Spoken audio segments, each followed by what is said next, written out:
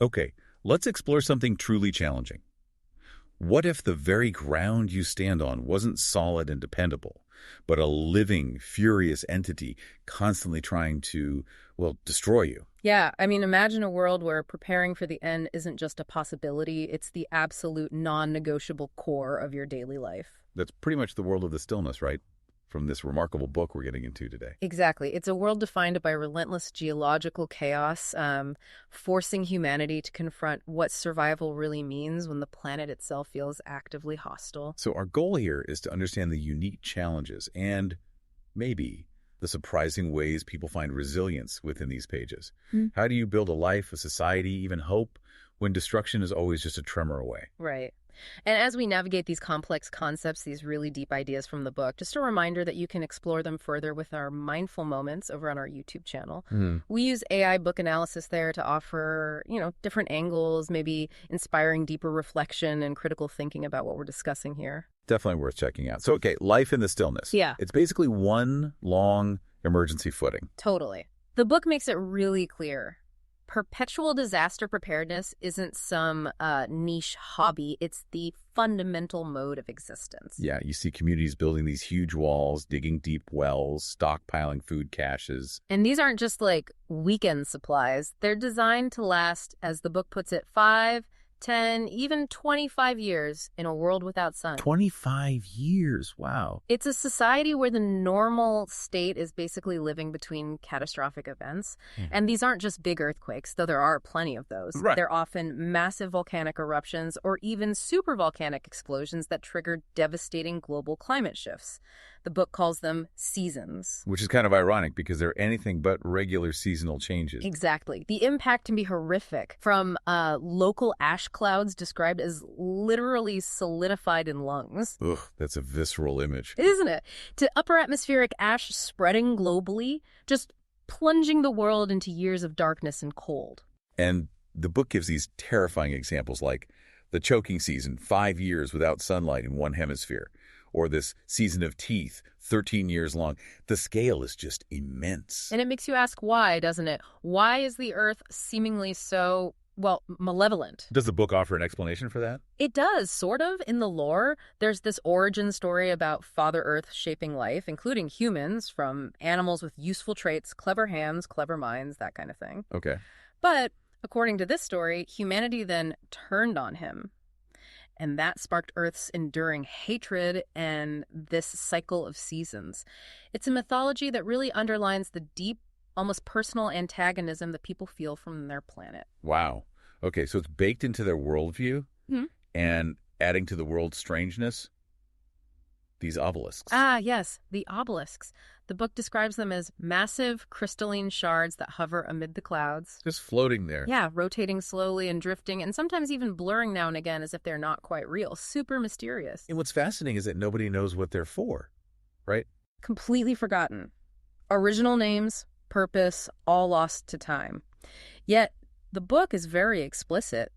They play a role in the world's end and are nothing natural. So they're these silent, powerful things hanging in the sky, disconnected from human understanding, but somehow key to the planet's fate. Precisely. Adds a whole other layer of unease. Given all this constant threat, how does humanity even, organize itself to survive? Well, the book shows survival really revolves around these communities called comms. Right. And you see a real diversity in how they try to make it work. You get examples like Tiramo. Okay, what's Tiramo like? It's presented as a smaller, more vulnerable kind of town. The construction is very practical, built for the inevitability of shakes, simple wood and brick on stone foundations. No paved roads or fancy towers here. Built to be disposable, almost. Or at least built with the expectation of damage.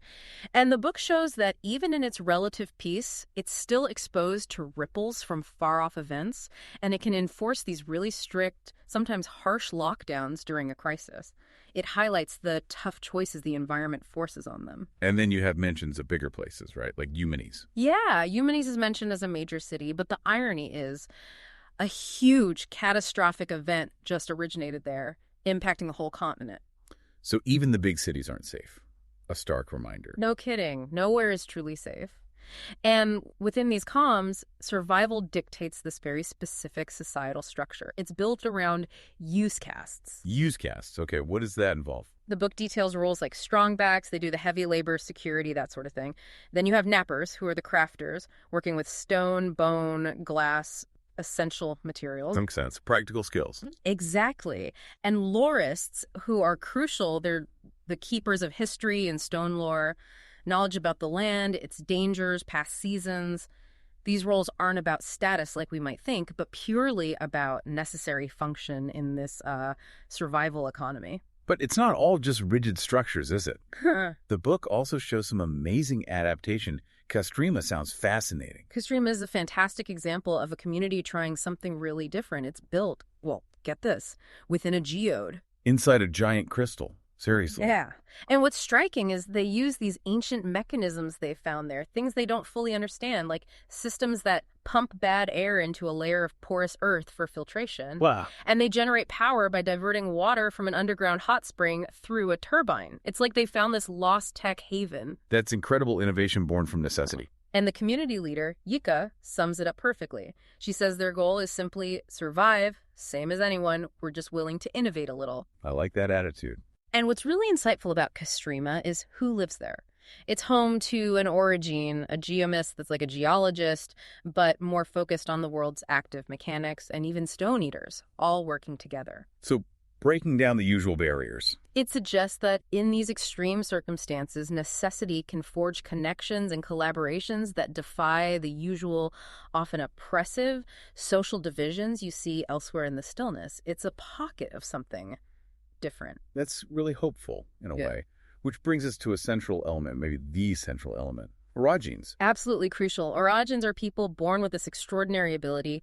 They can sense and directly manipulate geological forces, earthquakes, volcanoes, that kind of thing, through something called seismic. Seismic. Okay, so it's like a sixth sense for the earth. Exactly. It's an intimate connection. One character, Damaya, when she's young, is so sensitive she can sense footsteps, feel the tiny vibrations of people walking nearby, and crucially, they have the power to quell seismic events. Stop earthquakes. Which you'd think would make them invaluable, right? Yeah. Heroes, even. You would think.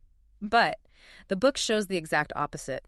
They face intense fear and hatred from stills, that's the term, for people without this ability. Sizzles, okay. And orogenes are commonly called roga, which is a really nasty derogatory term.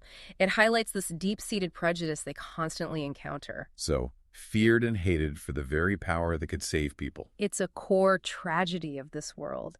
And this fear drives the system that controls them. The fulcrum. Right, the fulcrum. This is where they're taken. Often as children, yeah. Sometimes bought from their families, sometimes just taken and brought to this place for training. But training doesn't really capture it. Oh, so? It's a rigid, dehumanizing institution run by guardians. The book really hammers home the lack of humanity and freedom. Friends do not exist. The fulcrum is not a school. Grits are not children. Orogenes are not people. Chilling. Yeah. And exploring the fulcrum through Damaya's eyes, its dark hallways, its strange circular main building, it hints at a system with hidden depths, maybe a forgotten darker history behind its walls. And the system's cruelty. Yeah. It gets worse, doesn't it, with the node maintainers? Yeah, that's possibly the most disturbing part. Some orogenes, often children who can't fully control their power, or maybe older ones found living wild, ferals, they're basically reduced to tools. Dehumanized instruments. What do they do to them? They're kept in these hidden stations. The book describes finding one, a child, kept like this for what must have been months or years. Just maintained. My God. Maintained for what? They're used by the fulcrum, possibly as, well, the term used is living telegraph receivers. They're forced to constantly sense seismic activity across huge distances. So they're basically human sensors wired into the planet's instability. Exactly. Serving the very system that oppresses them. The character Alabaster has this really stark view. Every Roga should see a node, at least once. He believes all orogenes need to understand the true depth of the system's cruelty. That's horrifying. And the guardians who run this place. They're a key part of the control. Specially trained to manage and, well, suppress orogenes. They can apparently stop their power with a flick of their will. Just like that. Seems so. Some are described as just inherently dangerous to be near, and they actively hunt down powerful orogenes who escape the system or operate outside it. They're the enforcers. So against this backdrop, a hostile planet, this oppressive system, the book follows these really compelling individual journeys. Essen's story, for instance, starts with just devastating loss. Yeah, her son is murdered, her daughter kidnapped by her own husband. Her quest isn't just about surviving the next season. It's driven by this raw grief and total desperation to find her missing family. Then her path leads her to some strange encounters, like Hoa. Right, Hoa, this strange boy she finds, completely naked, emerging from a geode like the one Kastreema's in. He has these unsettling ice-white eyes, which is a big clue. A clue to what? He's later revealed to be a stone eater, not human at all, and he becomes this unlikely guide for Essen, subtly steering her south, seeming to know somehow where her daughter might be. It suggests this deeper, maybe non-physical understanding of the world. Stone eater. We'll need to circle back to them. She also meets Tonki. Yes, Tonki, a commless geomist. She's outside the comm system, but she's brilliant and practical. The book shows her scooping water efficiently, not caring about discarded junk, very focused on utility. A scientist type. Kind of. As a geomist, she studies the land, but it's less about history like the lorists, more about the planet's active mechanics. She's even tracking the obelisks. Interesting. And their partnership, this outlaw orogene and this pragmatic scientist, both outside the normal structures, it represents a different kind of resilience found in these unexpected bonds. Then there's the other major storyline, following Demaya, who eventually becomes cyanide. Her early life sounds just heartbreaking. It really is. Defined by being selling Demaya, her parents literally sell her because her uncontrollable power is seen as a liability, a danger. Sold by your own family. Yeah. And she encounters Shafa, who's presented as a child buyer, but is actually a guardian. He has this strange ritual, pressing his fingers to her skull that can suppress her orogeny, her power. So he finds her and takes her to the fulcrum. Right. And her training there is brutal. It pushes her to her absolute limits, ending in this incredibly difficult test. Shafa tells her, I need you to live, Demaya. Pass this test for me. It's about survival, but also about control. Passing it marks her acceptance, and that's when she takes the orogene name Cyanide. And Shafa has this complex view of her, right? Like she's dangerous but valuable. Exactly. He sees her as fire mountain glass, beautiful, potentially valuable if handled right, but incredibly dangerous if just left lying around, capable of cutting deep, or even shattering completely. It really shows the Guardian's perspective, managing immense volatile power. So Cyanide moves up within the fulcrum system. What are her later experiences like? Well, she gets paired with Alabaster. He's a 10-ringer, which is like a very high-ranking, powerful, experienced orogene within the fulcrum system. Paired how? For work. For work, yes, but also for breeding. The fulcrum controls that too. Their relationship becomes very unconventional, though, challenging the fulcrum's rigid rules. Okay. And she spends time at a place called Miav. Yeah, an island comm. And interestingly, her struggle there is partly boredom. Despite living on basically a volcanic island, nothing to do here except fish, she actually wants to be useful. She tells the con leader, in Iran, you can use me. It shows this desire for purpose, even within the system. But her power is still incredibly dangerous. There's an incident at Aliyah. A major one. Her actions there, though unintentional, trigger a massive volcanic eruption. It turns the whole comm into a nightscape of red, blistering death. Oh, wow. It's a powerful, devastating reminder of the sheer scale of orogenic power and how easily things can go catastrophically wrong, even without malice. The consequences are just immense. And this disaster leads to conflict with Guardians. Yes, back at Miav. The book describes this battle in the harbor. The Miav comm ship, the Klal Su, makes this incredibly brave move, sailing out to face the Guardian ship, using catapults against it. To draw them away. Exactly. Drawing the attack away from the comm itself, potentially giving others a chance to evacuate. It's a really striking example of a community actively fighting back, showing agency and sacrifice in a world where they usually seem powerless against the fulcrum. And during this, Alabaster does something significant with an obelisk. Yes, this is huge. The book mentions he could actually harness the power of the amethyst obelisk nearby, use it somehow. So he understands them, or can connect with them. It suggests a much deeper understanding or relationship with these ancient structures than anyone else seems to have. It links his immense orogenic power directly to these mysterious objects in the sky. Okay, so these journeys really start peeling back the layers, introducing deeper mysteries. The Stone Eaters, for example. We know Hoa is one. Right. And the book gives us more glimpses. Cyanide has this encounter where she realizes a stone eater is actually at the core of an obelisk, and it speaks to her right before the obelisk shatters. Inside the obelisk. Whoa. Yeah. And Ho's description of orogenes is interesting, too. He doesn't assess them like an origin senses vibrations. He describes them as little lights that he can know. It implies a completely different kind of perception, maybe older, more fundamental. And there are others, not just Hoa. Definitely. We see others, like antimony, and more are mentioned in Castrema. There's even a subtle tension between them sometimes, hinting at hidden dynamics, maybe different factions or purposes among this ancient non-human species. Okay, Stone Eaters are a big mystery. And then there's Alabaster himself.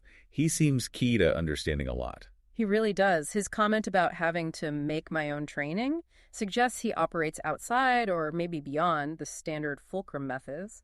His relationship with the system, and even with essence cyanide, is incredibly complex. Like when he says he understands why she killed someone, but he'll never forgive her.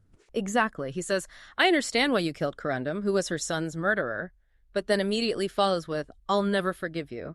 It speaks from this place of deep, shared origin trauma and experience, but also his own rigid, maybe broken morality. And his ultimate goals seem unsettling. Deeply unsettling. He tells Essen he doesn't want her to fix the catastrophe that started in Eumenes. He calls the devastation collateral damage, maybe even deserved. And then he says, what I want you to do is make it worse. Make it worse. Why? It hints at this larger, potentially world-altering agenda. Maybe it's not just about survival or even protecting orogenes anymore. Maybe it's about actively reshaping the planet, even if it means more destruction. His goals are a huge, ominous question mark. Wow. Okay, and the book leaves you with one final, absolutely mind-bending detail right at the end, doesn't it? Oh, yeah. Alabaster just drops this question on Essen. Tell me, have you ever heard of something called a moon? A moon, like the moon. Exactly. In a world that apparently doesn't have one or has forgotten it, it just throws open the door to this entirely new scale of mystery. It suggests the fundamental nature of their world, maybe even its place in the cosmos, is tied up in secrets far bigger than anyone living in the stillness understands. Okay, so wrapping this up.